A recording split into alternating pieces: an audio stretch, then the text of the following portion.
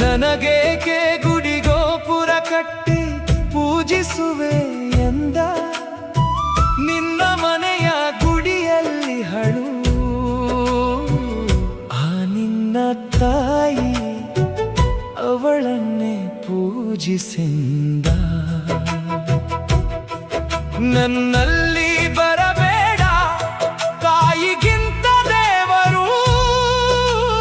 ಎಲ್ಲಿದ್ದಾಳೆ ಎಂದ ತಾಯಿ ನೀನೇ ನನ್ನ ದೇವರಂತೆ